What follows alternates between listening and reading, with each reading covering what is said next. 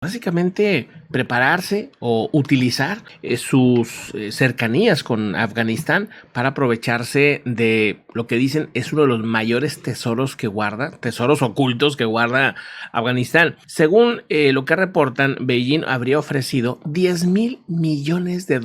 Imagínense la cantidad de dinero que significa para Afganistán en estos momentos, y aparte la validez como país que te darían, porque al final son los talibanes el gobierno de Afganistán son los talibanes, y si un gobierno tan grande como China hace negocios con los talibanes se quedan para toda la vida, nadie los va a poder mover ya. O sea, ahí ahora sí que la gente que viva ahí, pues ya sabrá, ¿no? Estarán como aprobados por una potencia, y cualquier otra potencia que después diga, no, es que los talibanes hay que hacerlos a un lado, o la misma población que quiera cambiarlos, va a ser imposible porque ya no le convendría a China ese movimiento. ¿Y de qué tesoro estamos hablando? Estamos hablando de más de $3 billones en reservas de litio que tiene Afganistán en su país, que obviamente ha levantado la ambición, no nada más de China, de un montón de países, pero obviamente China ya está tratando de hacer ahí negociaciones, incluso ya ha dicho que está dispuesta a invertir $10,000 millones. Imagínate. Esto según el ministerio, el encargado del ministerio,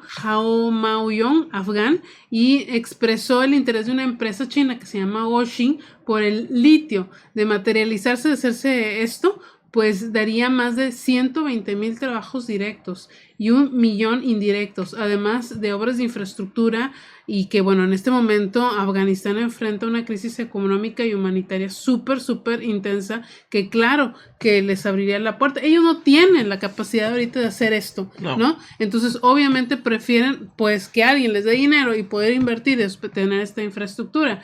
Un experto afgano en el sector minero, Yassin Rajisi, señaló que las reservas de litio que se encuentran geográficamente además cerca de China, lo que le hace muy fácil pues el envío tanto de equipo como el envío de litio. Y bueno, estos analistas afganos que desde fuera han estado diciendo cuidado con meterse con China, porque pues los beneficios reales, las ganancias reales se las van a quedar ellos. O sea, sí, vieron un beneficio directo e indirecto momentáneo de trabajo, de lo que tú quieras, de infraestructura, que eso también es positivo, pero realmente pues pudieras negociar un poquito más a tu favor. O sea, vamos, que al menos te quedes con algo de esas ganancias, porque y que realmente pues sirvan a la gente que está ahí, ¿no? Hemos contado que Afganistán ya pues hay reportes de problemas de salud, problemas de hambruna, problemas de otras cosas, ¿no? Salud. Ya. Falta el tercero, ¿no? No, ya no. Okay. Entonces, pues bueno, yo creo que pues China tiene que hacer lo que tiene que hacer, obviamente, pues es una potencia y lo tiene cerquita, lo tiene a un lado, y todo el mundo anda buscando el litio, anda buscando donde se pueda sacar el litio, se va y se busca. Aquí en México se ha estado pues negociando, en Bolivia, en otros países. Yo creo que sí se va a hacer, porque, ¿verdad? O sea, es que a ellos les conviene, a los afganos les conviene, además a China les súper conviene. Estamos hablando de gente que va a pagar, que va a cobrar muy poquito, claro, y que una necesidad que tiene el gobierno de Talibán, porque básicamente no han recibido apoyo internacional, porque bueno, pues han ayudado. Y le da cierta independencia a China de litio, porque ahorita está dependiendo de otros países, y ahorita dice, no, con eso, mira, ya mantengo la cercanía. Eso sí, va a tener que meter ciertos controles al sector, porque pues si no, su inversión estaría en riesgo, ¿verdad? O sea, también tienen que cuidar esa inversión. Protegerse, sí. Y tienen entonces que pedir estabilidad a ese país que ahorita pues le andan haciendo la guerra a Irán. O sea, hay grupos que le andan haciendo la guerra a Irán, e Irán es amigo de China. O sea, entonces pues sí está, ¿no? Tendrían que bajarle un poquito. Tendrían que equilibrar la cosa, porque si no tienes estabilidad, pues en cualquier momento te pueden destruir, o que hay una bomba, lo que sea. Exacto, en esa zona. Pero bueno, es una gran inversión que sí podría beneficiar políticamente y económicamente a China, y Afganistán pues también, ¿no? En cierto punto económicamente, al menos a los altos mandos, no voy a decir ya en la población general, pero pues sí daría trabajo a una gran cantidad de personas. A una gran cantidad de personas. Bueno, de una vez vamos... Hablando de China. Ajá, hablando de China, vamos a ver unas imágenes sorprendentes de un tornado que se dio el día de hoy, 1 de junio, ¿verdad? Ahí estamos viendo, bueno, es raro ver un tornado tan cerca de edificios altos. Y ahí, bueno, pues está dando este fenómeno. Aquí está otra imagen. Aquí está un poco... Eso es lo que cómo quedó. Cómo quedó, exactamente. Pero... Aquí está... Pero una imagen, aquí está, acá ya no es la misma. Y yo tenía otra donde... Es esa, nomás que rara esa. Ahí está. Esa, que se ve impresionante. Impresionante. Ya viéndolo de cerca, sí está... El ancho. Me quiero que escuchemos un tantito de cómo se escucha un tornado de cerca. Ahí va el sonido. Espérame un tantito.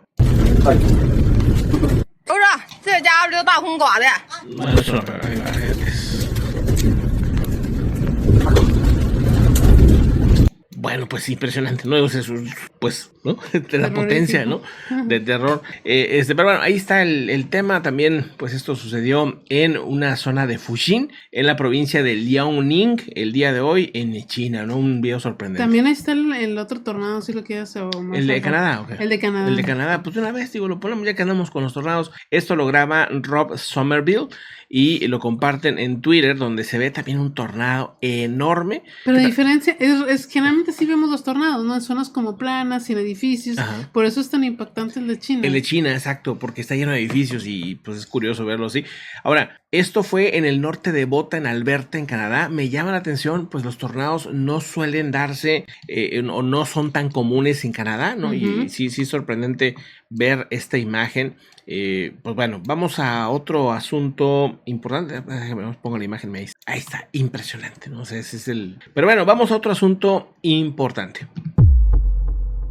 ¿Qué más? Bueno, pues Estados Unidos, viendo que Rusia básicamente se ha salido, aunque no lo ha dicho, ellos dicen que se pausaron, pero básicamente se han salido del acuerdo START, y se acuerdan que se tenía que reactivar, y se iba a llamar ahora New START, pues Estados Unidos decía, pues bueno, yo también voy a dejar de notificar a Rusia sobre la cuestión de las armas estratégicas. Claro. Entre la información que ya no se va a dar a Rusia es el estado o la ubicación de armas estratégicas, que eso viene incluido en este tratado de START, y ahora se va a llamar el nuevo Tratado de Reducción de Armas Estratégicas, y esta decisión se toma pues después de que Vladimir Putin decidió que a finales de febrero de este año, pues la suspensión oficial de la colaboración rusa del acuerdo.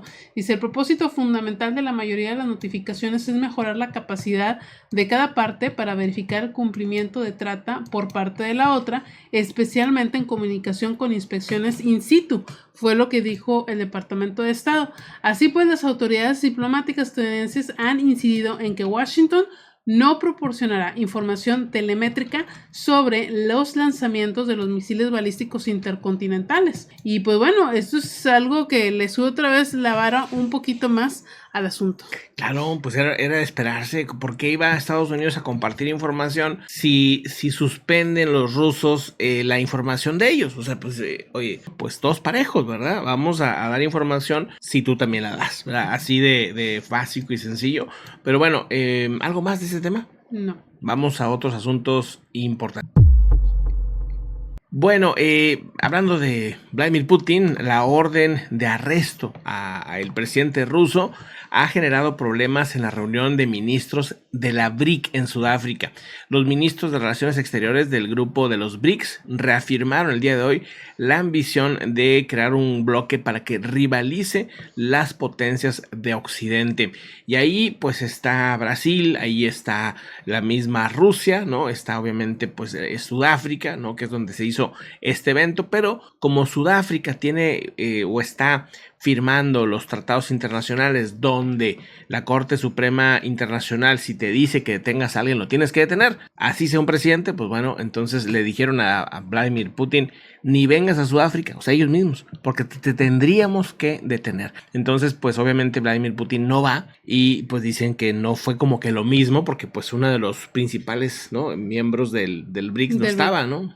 Exactamente, bueno, no, apenas va a ser, hoy hubo una reunión del BRIC, pero nada más fueron la ROB, o sea, como sí, Relaciones Exteriores, pero se supone que después va a haber otra donde van a ir los presidentes. Esas, ¿no? O sea, no pues sé. Es que esto va a decir mucho sobre qué tan seguro se siente Rusia en su posición en el mundo. Sí. Sudáfrica ha dicho las dos cosas. El presidente dice que no se le va a detener, pero lo que forman parte del equipo contrario, del partido contrario al que está ahorita gobernando, dicen que sí lo van a detener. Entonces, pues es que legalmente lo tienen que detener, por esto que dices tú, pero bueno, el día de hoy los bombardearon con esta pregunta a la ministra de Relaciones Exteriores, porque hoy se reunieron los de Relaciones Exteriores. A Naledi Pandor le preguntaron que qué onda con esto, que si le iban a detener a Vladimir Putin o no, y dijo, nuestro gobierno está analizando actualmente cuáles son las opciones legales con respecto a este asunto.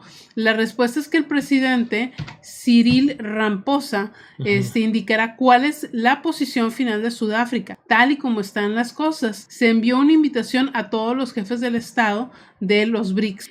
Putin no ha confirmado sus planes y el Kremlin solo dijo que Rusia participará al nivel adecuado. Entonces, pues está, y también el hecho que no vaya, dicen, uy, pues sí le tiene miedo. Entonces, pues sí, te da una posición débil a Putin si no va, pero si va, pues el que se enfrenta al problema ahí es África.